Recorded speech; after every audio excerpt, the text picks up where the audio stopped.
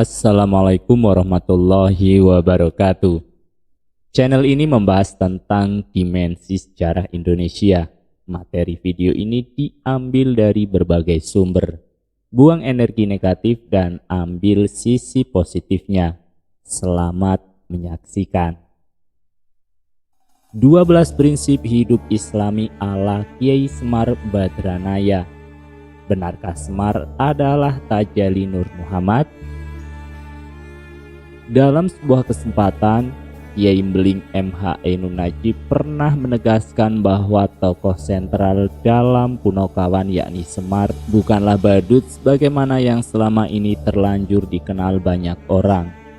Dan karena Semar bukan badut melainkan justru gagasan tentang Nabi Muhammad, maka dia bukanlah sosok yang layak dijadikan bahan tertawaan, melainkan sebaliknya mesti dijadikan panutan, terutama oleh manusia muslim Jawa.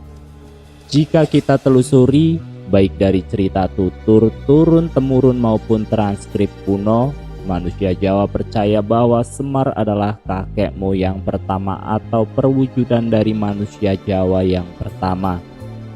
Dialah sosok yang mengemban tugas khusus dari Gusti Kang Murbeng Dumadi atau Tuhan Yang Maha Esa, untuk terus hadir dengan keberadaannya yang setiap saat kepada siapa saja dan kapan saja menurut apa yang dia kehendaki. Konon salah satu di antara sekian makna nama Semar adalah Haseming Samar-Samar. Disebut demikian karena Semar dianggap samar wujudnya. Dia berwajah laki-laki, tapi perawakannya seperti perempuan dengan perut dan dada yang besar. Rambutnya putih dengan kerutan di wajah, menandakan dia sudah lanjut usia. Namun sebaliknya, rambutnya juga berbentuk kuncung, seperti umumnya ciri khas anak-anak. Bibir Semar tampak tersenyum, tapi matanya menandakan tangis. Pakaiannya sarung kawung khas para abdi. Tapi di setiap saat krusial para ksatria Pandawa, justru dari lisannya ditunggu pitutur tingkat tinggi berupa solusi. Selain samar wujudnya, kadang samar pula pitutur dan piwulang Kiai Semar.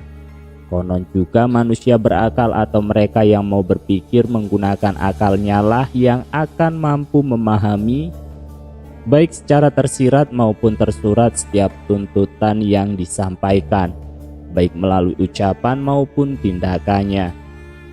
Di satu sisi para mistikus Jawa menyebut Semar sebagai lambang gelap gulita, lambang misteri, lambang ketidaktahuan mutlak, yakni ketidaktahuan kita mengenai Tuhan. Namun di sisi lain, tokoh yang di kalangan para dalang juga dikenal dengan nama Kiai Lurah Semar Badranaya atau Nurnaya ini dipercaya sebagai pemilik cahaya tuntunan khas seorang penuntun dan pemimpin yang berkelayakan menjalankan tugas menuntun manusia dengan cahaya ilmunya ke jalan yang benar sesuai kehendak Tuhan. Di antara sekian banyak tuntunan yang diajarkan Kiai Semar, berikut ini 12 prinsip hidup yang setidaknya dapat kita kaji dan kita ambil manfaatnya bagi kehidupan kita sebagai manusia Jawa, sekaligus umat Islam di Indonesia sebagai berikut. Yang pertama, eling lan bekti marang Gusti Kang Murbeng Dumadi. Prinsip ini mengandung maksud bahwa manusia yang sadar akan dirinya hendaknya selalu mengingat dan memuja Tuhan Yang Maha Esa yang telah memberikan kesempatan bagi dirinya untuk hidup dan berkarya di alam yang indah ini. Yang kedua, percaya lan bekti marang utusane Gusti Kang Murbeng Dumadi. Prinsip ini mengandung makna bahwa manusia sudah seharusnya menghormati dan mengikuti ajaran para utusan Allah sesuai dengan ajarannya masing-masing. Karena sudah pasti bahwa semua konsep para utusan Allah tersebut adalah anjuran pada kebaikan. Yang ketiga, setia marang Khalifatullah dan penggede negara. Prinsip ini berarti bahwa setiap manusia yang tinggal di suatu wilayah maka sudah selayaknya bahkan berkewajiban untuk menghormati dan mengikuti semua peraturan yang dikeluarkan oleh pemimpinnya yang baik, benar, dan bijaksana. Yang keempat, bekti marang bumi Nusantara. Prinsip ini menekankan agar setiap manusia yang tinggal dan hidup di bumi Nusantara ini wajib dan wajar untuk merawat dan memperlakukan bumi Nusantara ini dengan baik. Sebab bumi inilah yang telah memberikan kemakmuran bagi penduduk yang mendiaminya. Yang kelima, bekti marang wong tuwa. Prinsip ini mengingatkan setiap manusia bahwa dirinya tidak serta-merta ada di dunia ini, tetapi melalui perantara ibu dan bapaknya. Maka hendaknya hormatilah, muliakanlah keduanya yang telah memelihara dan membesarkan kita dengan kasih sayang dan pengorbanan tulusnya. Yang keenam, bekti marang sedulur tuwa. Prinsip ini mengajak kita agar senantiasa sadar diri untuk menghormati saudara yang lebih tua dari sisi umur dan lebih mengerti daripada kita dari sisi ilmu, pengetahuan, dan kemampuannya. Yang ketujuh, tresno marang kabeh kawula muda. Prinsip ini mengajari kita agar selalu menyayangi mereka yang lebih muda, memberikan bimbingan dan menularkan pengalaman dan pengetahuan kita kepada mereka, dengan harapan yang muda ini akan dapat menjadi generasi pengganti yang tangguh dan bertanggung jawab. Yang kedelapan, tresno marang sesepadaning manungso. Prinsip ini mengajarkan satu pemahaman substansial bagi sejatinya semua manusia itu sama, meski berbeda warna kulit, bahasa, budaya, dan agamanya. Maka sudah selayaknya kita hormati sesama manusia dengan kesadaran bahwa mereka semua memiliki harkat dan martabat yang sama, sebagaimana halnya kita juga. Yang kesembilan, tresno marang sepepadaning urip. Prinsip ini menuntun kita agar tak hanya menghormati sesama manusia, melainkan juga semua makhluk ciptaannya.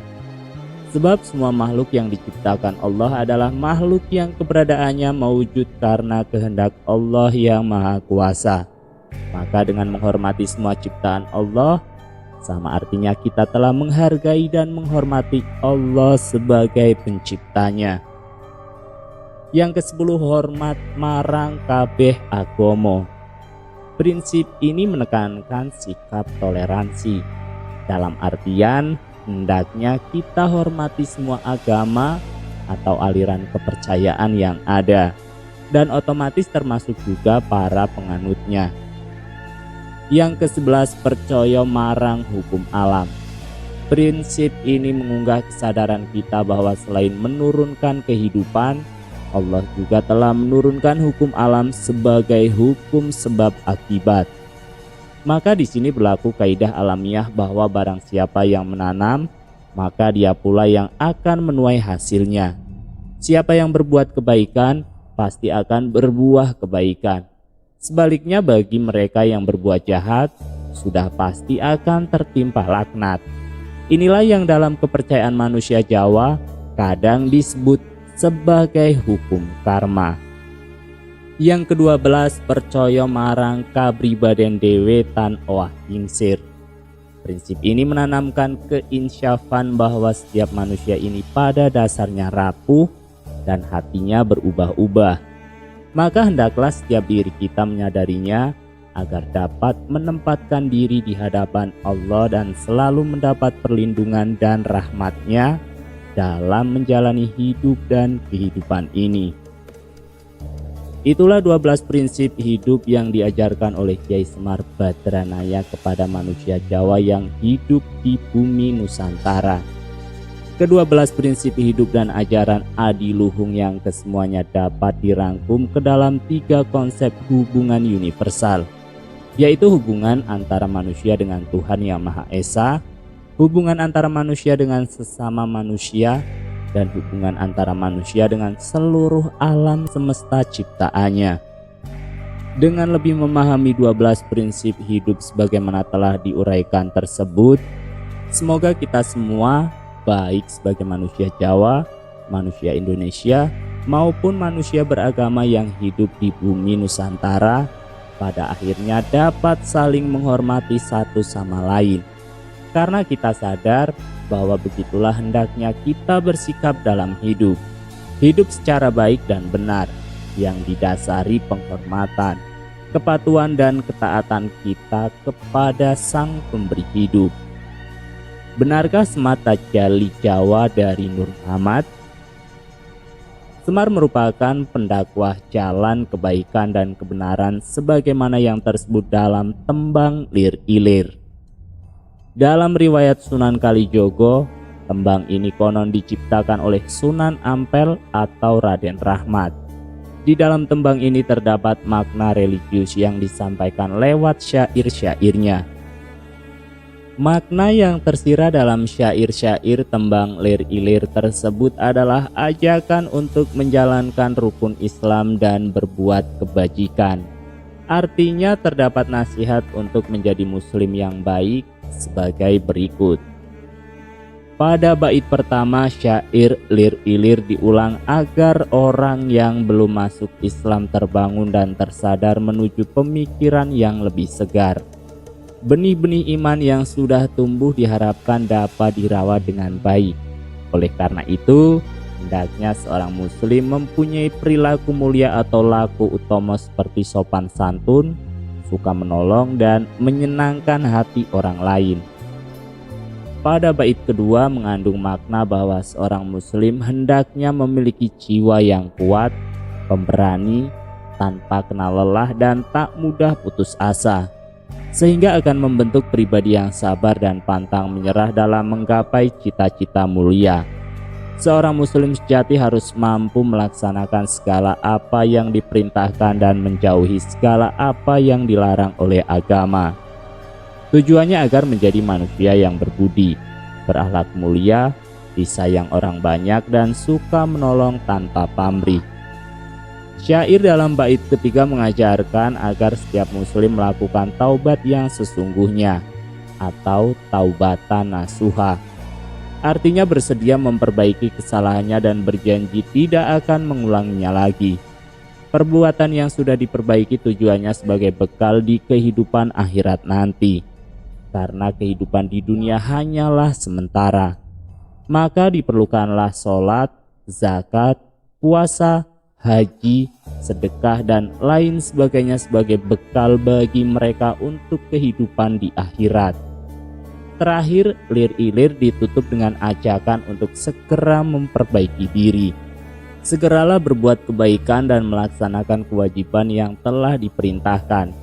Waktu yang ada jangan disia-siakan tanpa guna dan berlalu begitu saja tanpa hasil. Kenapa demikian? Karena segala kewajiban yang dilaksanakan dengan baik dan sempurna akan mendapatkan balasan yang baik pula di kehidupan akhirat nanti. Oleh karena itu, berbahagialah orang-orang yang mampu melaksanakan segala kewajiban dengan baik. Intinya tembang Lir Ilir dapat menjadi pedoman bagi setiap muslim untuk mencapai kehidupan yang lebih baik. Jelaslah sudah bahwa tokoh Semar yang digagas oleh Wali Songo dengan perwatakan sebagaimana tergambarkan dalam tembang Lir Ilir mempunyai misi untuk menyampaikan dakwah tentang ajaran agama Islam. Akhirnya apabila seseorang dapat meresapi perwatakan dari Semar sebagai sosok muslim, maka dia akan mengatakan bahwa Semar dapat merepresentasikan karakter kepribadian muslim ideal yang merupakan tajalli atau pengejawantahan Nur Muhammad dalam versi Jawa. Benarkah demikian? Wallahu a'lam bishawab. Sekian, salam rahayu. Wassalamualaikum warahmatullahi wabarakatuh.